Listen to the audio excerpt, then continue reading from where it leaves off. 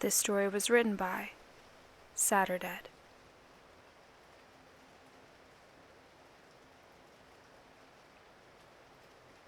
My mom used to say that rain is God's tears, and that's why we shouldn't drink it. She said a lot of things to make me behave. She told me that eating too many sweets make invisible goblins that chew on my teeth, that spiders would crawl into my mouth if I didn't breathe through my nose, that eating snow would freeze my stomach and turn me into a snowman. 100 little lies, all engineered to trick me into behaving. And I behaved. As the years passed, I've turned into a perfectly tricked human. I left all childish nonsense behind years ago. I pay my taxes and keep my head down. I don't eat too many sweets.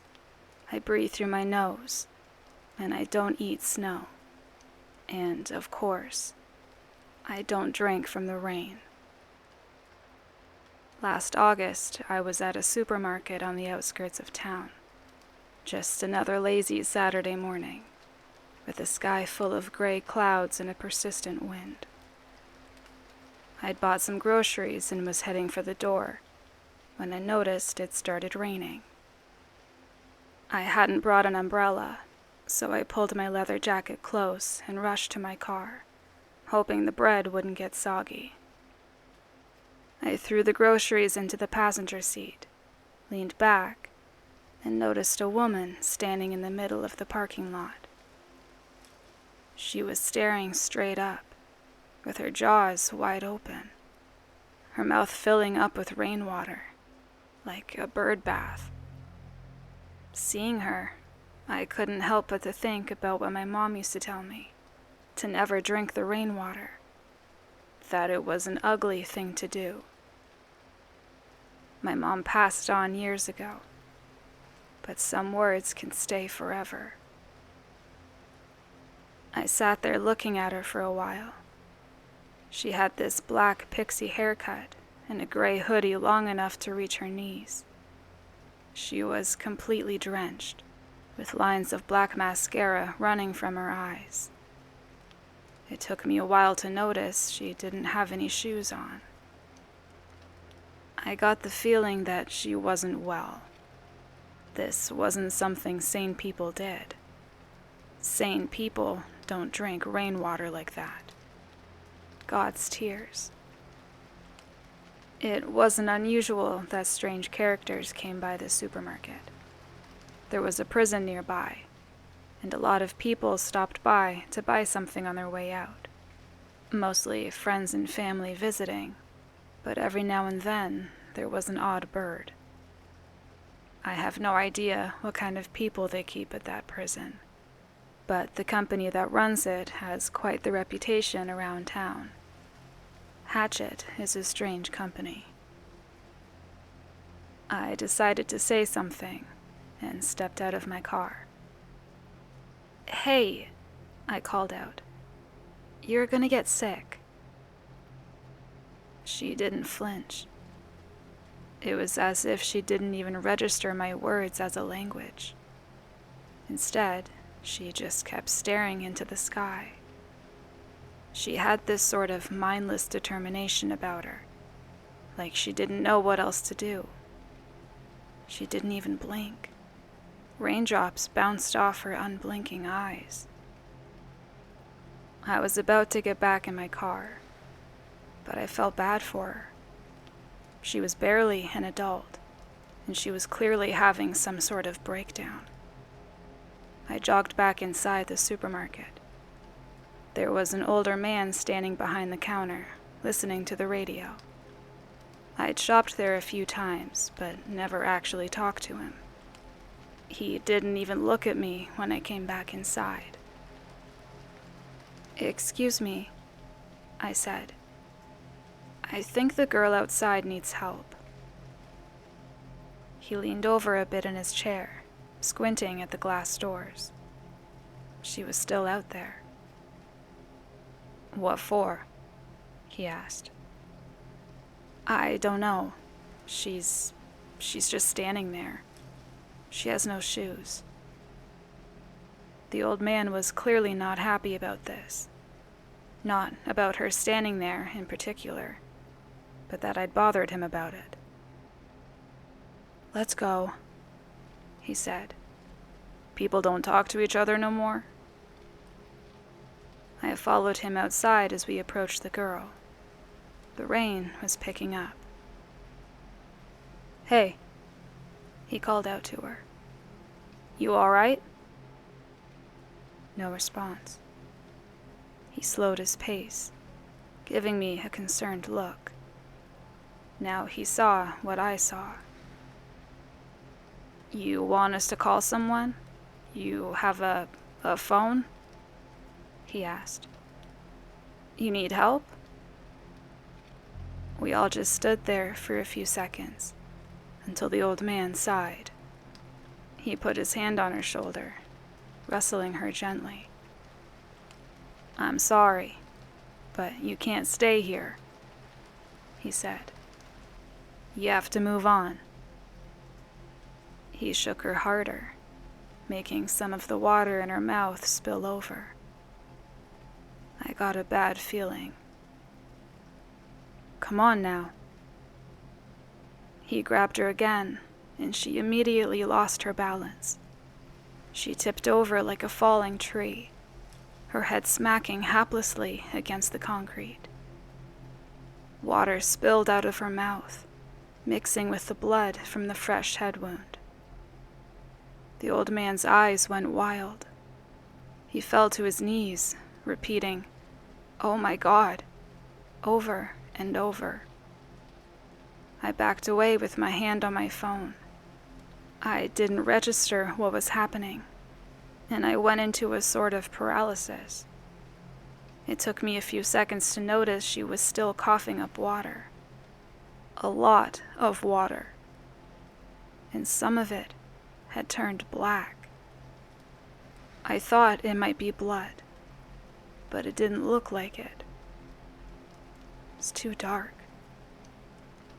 I was suddenly aware of the phone in my hand, the weight and texture of it. I dialed 911 as the old man put her on her side. "Breathe through your nose," he said. "Stay calm and breathe through your nose." It felt like minutes, but it was just seconds. Breaths. The water stopped pouring out of her. She just lay there, unmoving. I could hear an operator talking to me in my ear, but it was as if the words just passed through me. I couldn't hear them over my own pulse. Something about an emergency. A question. She's not breathing," the old man cried. "She's not..." A twitch. Her mouth moved. Something passed between her lips. Something dark. A finger? A claw? She rolled onto her back with a violent muscle spasm. She bent her back like an arch, balancing her entire body on the soles of her feet and the scalp of her head. She inhaled, sucking in as much rainwater as she could in a screeching gasp, her throat rattling as the raindrops passed into her lungs. We went from trying to help to just staring in disbelief. In an impossible move, she got to her feet, invisible tethers pulling her back up. Her face still locked towards the sky, and jaws once again wide open. Her body turned to me and the old man, and as we recoiled, she gurgled and charged us. My phone slipped out of my wet hands as she burst forward. I tripped over my own feet, falling backwards, and she hurled herself over the old man, her head constantly looking upwards, like a gyroscope. It was as if her body was moving and twisting independently from her head, and I could swear she twisted her neck an entire 360 degrees at one point. I crawled backwards, scraping the palm of my hands. She gurgled again, the water from her mouth pouring over the old man that she'd pinned. He was gasping for air, spitting and coughing, wildly flailing his arms. Just this relentless stream of water, practically drowning him. Then he stopped. Slowly, he opened his mouth wide, and he too started to drink the rain. I stumbled to my feet and ran for my car. I could hear naked feet slapping against the concrete. She was chasing me. I got my keys out, unlocked the car, and got in the driver's seat. I slammed the door shut right on her fingers, breaking them like carrot sticks as the door bounced back open. I crawled into the passenger seat as useless fingers brushed against my face, trying to grasp at me. She crawled in after me, gurgling with anticipation. I got out on the other side of the car, slamming the passenger side door shut. I rounded back to the driver's side and closed that door as well, trapping her inside. She didn't have the mental capacity to open the doors, so she just settled back into pounding on the glass with her bleeding, broken fingers. Her eyes were moving independently of one another, trying to find a way out, trying to find the sky. I backed away, my heart pounding. I didn't even notice my tears in the rain, just the sting of sweat in my eye. I kept hunching over, clutching at my stomach. It was burning, like my insides were trying to jump out of me. My heart was having none of this. The old man had gotten to his feet. He looked at me from across the parking lot, and for a few seconds, I could see fear on his face, pleading eyes, begging for help. Then, his face snapped upwards, and he opened his mouth wide. His body, moving seemingly on its own, started walking towards me. He tripped over the concrete outlines of the parking spaces, barely keeping his balance. His shoulder smacked into a sign, sending him reeling onto the ground, all while keeping his head fixed on the sky. Then, just as the girl before him, I could see this invisible force pulling him back to his feet. Transparent tethers, hidden in the drops of rain. He got his bearings, and suddenly, he was fast. This man was easily 70 years old, but he was keeping an impossible pace. I didn't know where to go, didn't know what to do. He gained on me, and I just stood there like a deer frozen in headlights, thumping feet coming closer. Then the girl trapped in my car slapped her hand against the window again, and the sound kicked me off like a starting pistol. I shot into a sprint as my stomach shivered. I don't remember running back into the store. I don't remember knocking over a stack of shopping baskets. It was just a blur of colorful packaging as I ran through the aisles, cheerful radio tunes playing overhead. The old man tripped over a shopping basket and fell sprawling to the floor, water spilling out of him like a fountain. As he struggled to get back on his feet, I saw little things moving between his lips. Little fingertips, black like ink. A little hand reaching out. He stepped back outside and leaned his head back upwards, and slowly he walked out of sight, towards another side of the store. I was left standing there, holding a mop. I didn't even realize I'd grabbed it. I started to look for a phone. There had to be some sort of alarm, but I couldn't find it. There was no big red button to press. My hands were shaking, and I kept knocking things over. A bunch of pens rattled against the ceramic tiles. I looked for the manager's office. The guy was old, so chances were there was a landline. Going into the back, I heard a surprised yell.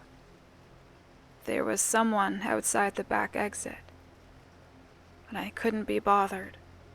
I had to call for help. Help yourself before you help others. Put on the oxygen mask. The manager's office was locked.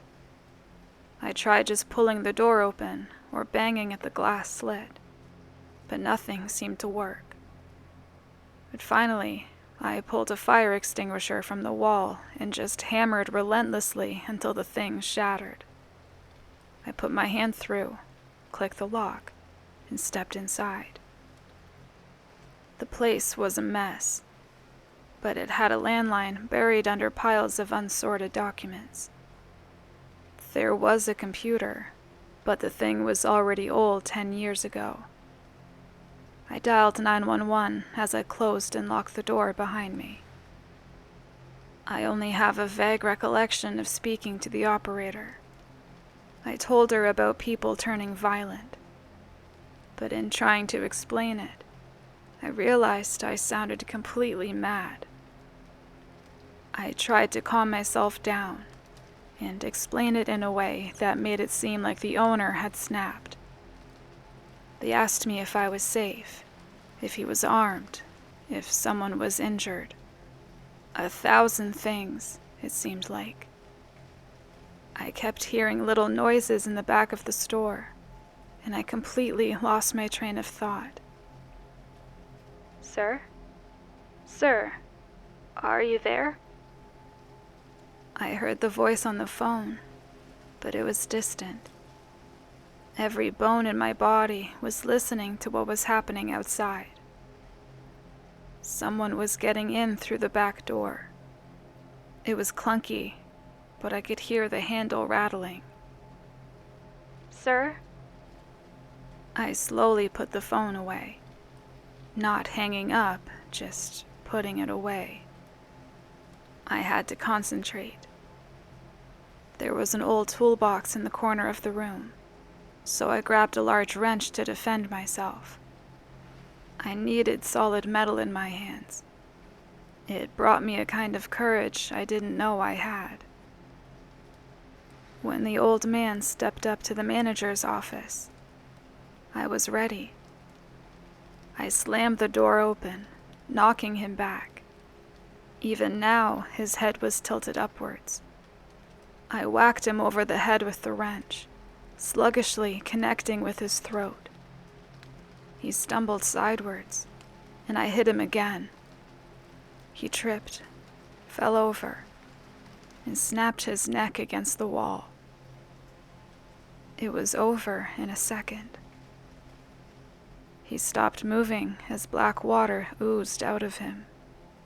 And there, moving at the edge of his lips, were little black fingers, reaching outwards, desperately, looking for something to grab, to pull itself free.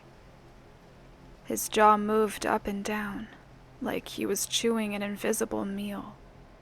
His eyes were still fixed upward. As I raised the wrench to attack again, the little hand stopped moving. It turned into black sludge, like coagulating darkness. I couldn't let go of the wrench even if I wanted to. My fingers had cramped shut. I took a deep gasp as I realized I'd been holding my breath. I backed away. I'd killed this man. Self-defense or not, he was dead. No question about it. Sir? Sir? I could hear coming from the landline in the other room. I didn't know how to explain this. I didn't know what I'd say. I just stood there, listening to myself breathe. In an instant, the world shifted upside down. I lost my balance as something grabbed me from behind. I fell hard on my right shoulder, losing the grip on my wrench in the impact. 2 arms had gripped me and was pulling me backwards. The stock boy. He'd been out back on a smoke break this whole time. That's the startled sound I'd heard. He'd been attacked. Moments later, I felt the rain again. He'd dragged me outside. The guy was in his early 30s and built like a redwood. He had no trouble keeping me off balance as he pushed me to the ground. He tilted his head downward as water started to spill. Wait! I screamed. Wait! Wait! Then, rainwater. Lukewarm, body-tempered rainwater. It's hard to explain the sensation. At first, I was drowning, trying to keep water out of my lungs. But after 1 or 2 involuntary gulps, I didn't feel it anymore. It was as if air and water switched place. The rainwater kept me alive, and losing it would mean choking to death. My neck locked itself staring upwards, as to not lose any water. And as I looked up at the clouds, I heard a voice. It felt like it was reaching into my stomach, resonating in my body like an echo. Rain falling on me, making it look like I was running through a tunnel or being pulled upwards. Hello. A greeting.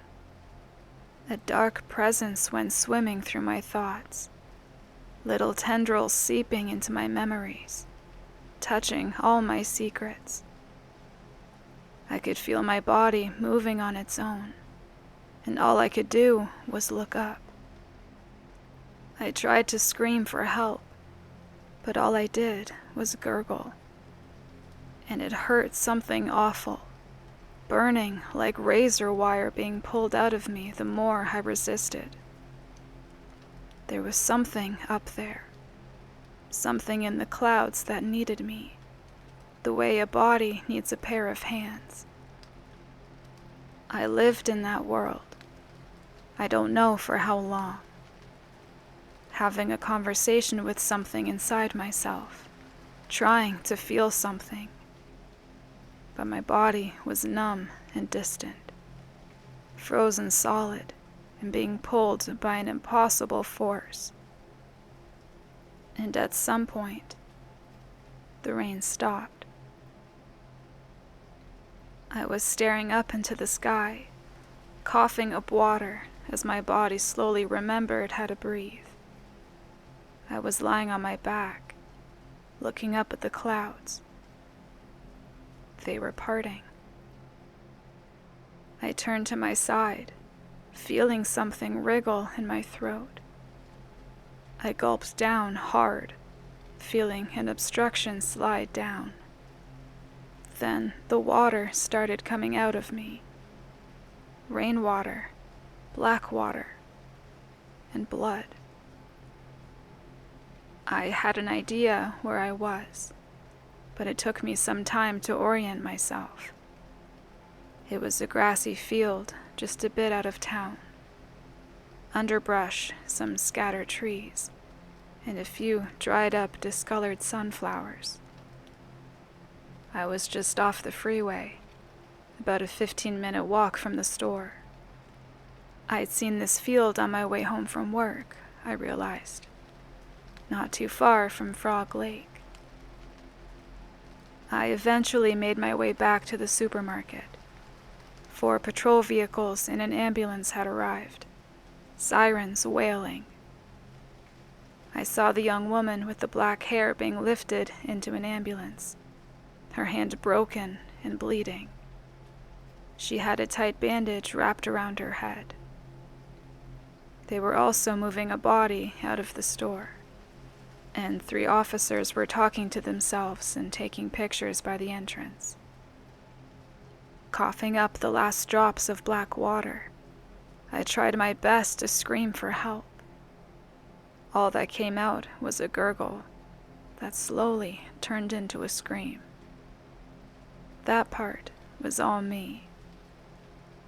They eventually recognized my voice from the emergency call. They took me in, had a medic check me out, and questioned me all about it. The officers tried to piece it all together into something comprehensible, ending up at the story of an old man goes crazy and gets killed.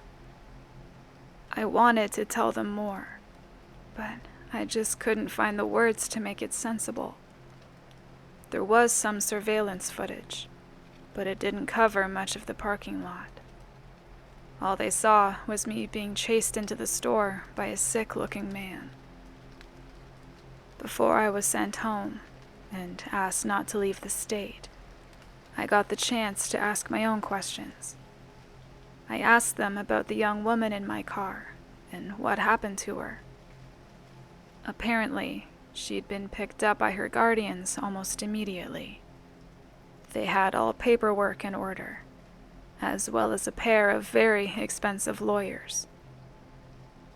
Strange people, the officer noted.